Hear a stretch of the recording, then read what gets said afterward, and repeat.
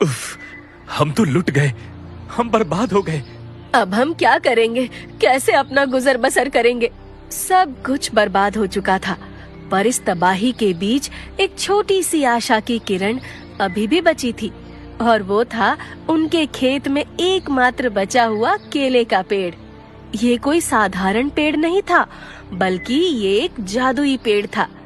परंतु इस बात का पता अभी तक किसी को नहीं था।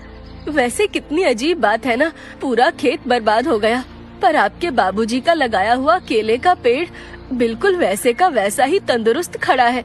अरे हाँ, ये तो मैंने ध्यान ही नहीं दिया। इतने में वहाँ उनका 10 साल का बेटा खुशी खुशी आकर बोलता है, क्योंकि ये पेड़ दादाजी ने मेरे पैदा होने पर लगाया था, और वो मरते वक्त मुझे बोल कर गए थे कि ये हमेशा हरा भरा रहेगा और तुम्हारी मदद करेगा।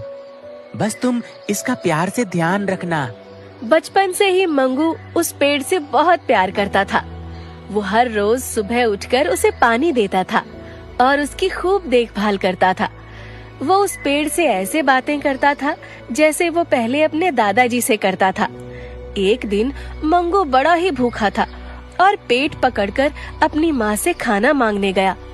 माँ, जल्दी से कुछ खाने को दे दो, मुझे बहुत भूख लग रही है। कहाँ से दे दूं खाने को? घर में तो एक दाना भी नहीं है। भूखमरी आ गई है घर में, भूखमरी।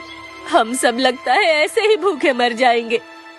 ये सुनकर मंगू बड़ा उदास हो जाता है, और जब भी वो उदास होता है वो हमेशा उस केले के पेड़ के पास जाकर बैठ जाता था। उस दिन भी उसने वैसा ही किया। दादाजी देखो ना, आज तो मैं सुबह से भूखा हूँ। माँ बोलती है घर में भूखमरी आ गई है।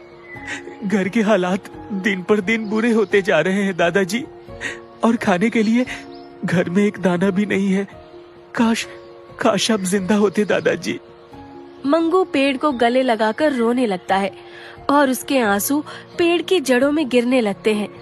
केले का पेड़ मंगू की तरफ झुकने लगता है और ऐसा लगता है जैसे वो मंगू को प्यार से गले लगा रहा हो। तभी उस पेड़ पर केले का एक गुच्छा उगने लगता है। मंगू की नजर तुरंत उस पर जाती है। अरे, ये केले का गुच्छा, ये तो पहले यहाँ नहीं था, ये कब उगा? केले का पहला गुच्छा देखकर मंगू की खुशी का ठिकाना ही नहीं रहता।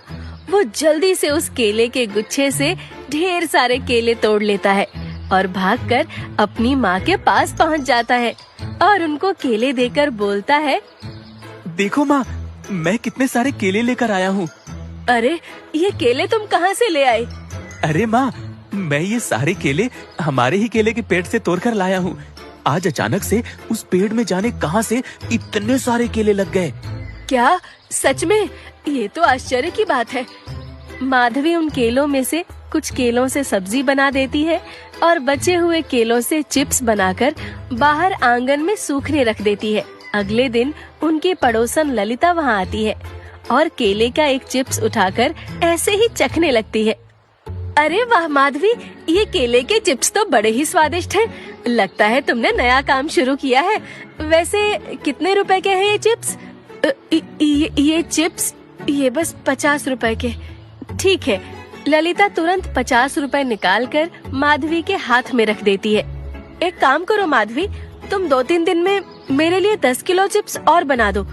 मैं अपने मायके जाने वाली हूँ, तो वहाँ भी सबके लिए ले जाऊंगी। इतना कहकर ललिता वहाँ से चली जाती है। 10 किलो केले के चिप्स, इतने सारे केले थोड़ी लगते हैं एक पेड़ पर। कोई बात नहीं, जितने लगेंगे तुम उतने के तो बनाओ। घर आते काम को मना नहीं करना चाहिए। अगले दिन जब रमेश केले तोड़ने आता है तो उस पेड़ पर हजारों केले देखकर हैरान ही रह जाता है। हे भगवान, ये चमत्कार आखिरकार कैसे हो गया? इतने सारे केले रातों रात कैसे उग गए? बस फिर रमेश ढेर सारे केले तोड़कर टोकरे में भरकर घर ले आता है और माधवी को सारी बात बताता है। माधवी भी रमेश की बात सुनकर बड़ी हैरान होती है। बस फिर उस दिन से रमेश और माधवी मिलकर केले के चिप्स बनाने में जुट जाते हैं और 2 दिन में 10 किलो चिप्स बना लेते हैं। देखो ना, 2 ही दिन में हमने पूरे 500 रुपए कमा लिए। मैं तो सोच रही हूँ कि क्यों ना हम चिप्स का एक ठेला भी लगा लें। जिसमें हम ऐसे कच्चे और तले हुए दोनों तरह के चिप्स बेच सकते हैं। अरे वाह, ये तो बहुत ही अच्छा सुझाव है।